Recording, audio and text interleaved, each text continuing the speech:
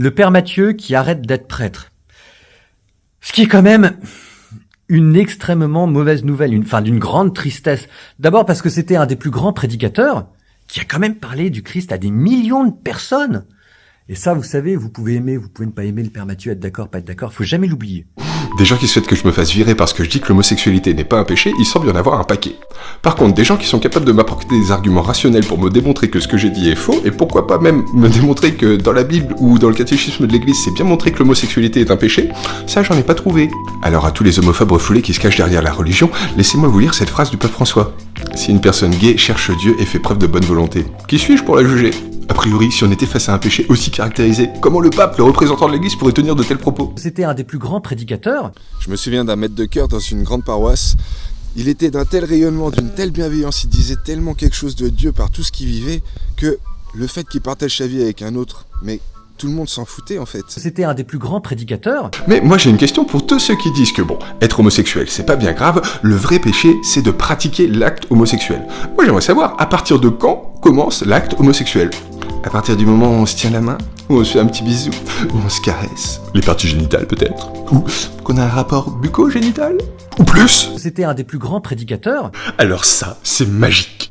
Regardez le dose de ouf que je viens de trouver aujourd'hui sur le site officiel de l'Église catholique en France. Est-ce qu'on ne dirait pas qu'ils sont en ce samedi 11 septembre en train de faire mémoire de celle qu'on pourrait qualifier peut-être de la première sainte trans de toute l'histoire de notre très sainte institution catholique, apostolique et romaine ? Je sens que ça va encore faire plaisir à certains de nos amis qui semblent parfois avoir un petit problème avec la question LGBT. Qui a quand même parlé du Christ à des millions de personnes. Et ça, vous savez, vous pouvez aimer, vous pouvez ne pas aimer le père Mathieu, être d'accord, pas être d'accord, faut jamais l'oublier. Condamner ou rejeter quelqu'un pour son identité, son orientation politique, sexuelle, culinaire, ou encore son apparence, et en plus utiliser la Bible pour légitimer sa haine, mais ça fait 2000 ans que ça devrait plus exister depuis que Dieu lui-même s'est incarné et est venu nous apprendre qu'on était tous ses enfants et qu'il nous aimait tous tels qu'on est. C'était un des plus grands prédicateurs. Je dis ça parce que j'en connais une qui fait sa diva, et bien souvent ce qui lui est reproché, c'est pas tant le fait qu'elle soit trans, mais le fait qu'elle soit chiante. Et enfin, comme nous dit Jésus, même si on n'est pas compris ici, continue d'y croire et osez aller frapper à la porte d'à côté. C'était un des plus grands prédicateurs. Est-ce que je supporte les personnes LGBT ? Jésus, Marie, Joseph, j'espère qu'il va condamner tous ces débauchés. C'était un des plus grands prédicateurs. Est-ce qu'on peut être gay et chrétien ? Ou une autre question que je vois souvent revenir aussi, c'est est-ce que d'être homosexuel ou de pratiquer l'homosexualité, c'est péché ? Eh bien, je vais être franc et honnête avec vous les amis, non. Il n'est marqué strictement nulle part, ni dans la Bible, ni dans le catéchisme de l'Église, c'est-à-dire l'ensemble de la tradition, que d'être homosexuel ou de pratiquer l'homosexualité, c'est un péché. C'était un des plus grands prédicateurs. Est-ce que, honnêtement, Jésus, le Dieu qui s'est révélé comme tout amour, pourrait en vouloir à deux personnes de même sexe de s'être aimées toute leur vie, d'avoir pris soin l'une de l'autre dans la fidélité, la sincérité et le pardon ? C'était un des plus grands prédicateurs. Est-ce qu'on peut faire venir une actrice X au séminaire ? Eh ben nous, on s'est permis d'inviter Céline Tran, anciennement connue sous le nom de Katsuni, pour qu'elle puisse nous partager l'expérience qu'elle a vécue en tant qu'ancienne star, tout simplement.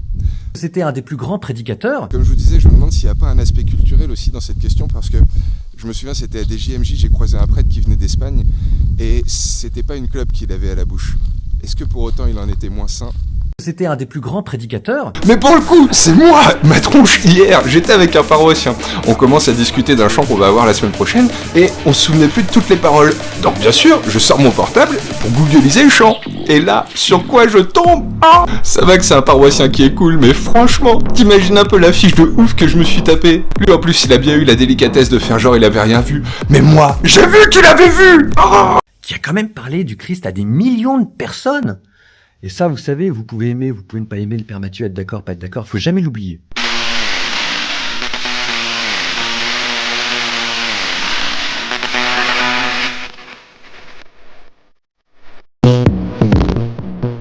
C'était un des plus grands prédicateurs. Petite vidéo pour vous faire rire un peu et puis pour vous montrer que je suis pas que un prêtre hérétique ou anticlérical, je suis aussi, soyons honnêtes, un affreux cassos.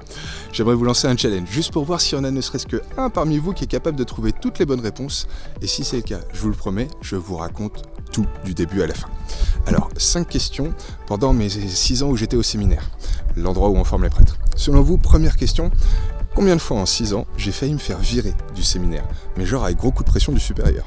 Deuxième question, combien de fois je suis tombé amoureux pendant que j'étais là-bas? Troisième question, combien de drogues différentes j'ai pris pendant que j'étais là-bas? Quatrième question, combien de fois j'ai ramené une actrice porno au séminaire? 5e question, et non des moindres, combien de fois je me suis amusé à me déguiser en noir, juif, arabe, femme, enfin, tout ce genre de personnages que la bien-pensance refuse à un petit blanc comme moi de faire en société. Vous avez des idées? Notez-les en commentaire. Il y en a un qui trouve les 5 bonnes réponses, je vous raconte tout. C'était un des plus grands prédicateurs. Une question que je vois rarement en commentaire public et qui pourtant finit régulièrement dans ma boîte mail. Est-ce que se masturber, c'est péché? S'il y a comme une forme de honte autour, si les gens se cachent pour pratiquer, c'est bien qu'il doit y avoir un truc pas très ajusté. Eh bien, l'Église ne qualifie pas la masturbation de péché, mais d'acte désordonné. C'était un des plus grands prédicateurs. Est-ce qu'un homme homosexuel peut rentrer dans les ordres? Et le pire, c'est que je suis sûr que vous êtes encore nombreux à vous poser ce genre de questions. Bon, dites-vous bien une chose, les amis. On nous invite à être chaste, continent même. Et le jour où on est devenu prêtre, où on a été ordonné, eh ben on s'est engagé au célibat. Donc la question de l'identité sexuelle, on s'en bat les couilles. Enfin, c'est pas la question, quoi. C'était un des plus grands prédicateurs. Va des rétros, Satanus. Ou c'est Satanas? Je sais jamais. En tout cas, j'espère que tous ceux qui disent « Satan m'habite, eh ben ils font pas comme dans les films, hein. C'était un des plus grands prédicateurs. Est-ce que c'est pas quand même vachement gai de vouloir sentir Dieu en soi? L'un dans l'autre. Surtout quand en plus Dieu, bah c'est Jésus quoi. L'homme qui prône l'amour entre les hommes quoi. C'était un des plus grands prédicateurs. Est-ce que ça t'est déjà arrivé de perdre la foi ou d'avoir des doutes? Eh ben, je dois te le confesser, cher ami. Parfois, le doute m'habite. T'en as marre d'être pris pour un... T'as peut-être l'impression comme moi que le gouvernement, régulièrement, il nous regarde droit dans les yeux pour, avec les petites propositions qu'il a lui-même écrites noir sur blanc, les rouler sur elles-mêmes pour nous les enfiler bien profond dans les limbes du sophisme et de la langue de bois politique. C'était un des plus grands prédicateurs. Est-ce que si j'ai un moustique chez moi, je le tue ou je le laisse vivre? Eh ben, je vais te raconter ce que j'ai fait au dernier de ces enfoirés qui est venu me bousiller une soirée. Est-ce qu'il y a des connards au Vatican? Eh bien, je pense que oui. Putain, bordel de merde de fichier de Z. Quoi? C'est quoi la question? Est-ce que si on dit des gros mots, on pourra quand même aller au paradis? Bah, je te jure que j'espère bien, je dois être un de ceux qui en dit le plus sur toute la paroisse. C'était un des plus grands prédicateurs. Franchement, je sais que c'est pas bien, c'est péché, mais j'ai kiffé. C'était un des plus grands prédicateurs. Jésus, il est un peu comme le soutien-gorge. Ah bah si, il maintient les faibles, il soutient les forts, et il ramène les égarés. Le père Mathieu qui arrête d'être prêtre. Ce qui est quand même une extrêmement mauvaise nouvelle, d'une grande tristesse. D'abord parce que c'était un des plus grands prédicateurs qui a quand même parlé du Christ à des millions de personnes. Et ça, vous savez, vous pouvez aimer, vous pouvez ne pas aimer le père Mathieu, être d'accord, pas être d'accord, faut jamais l'oublier.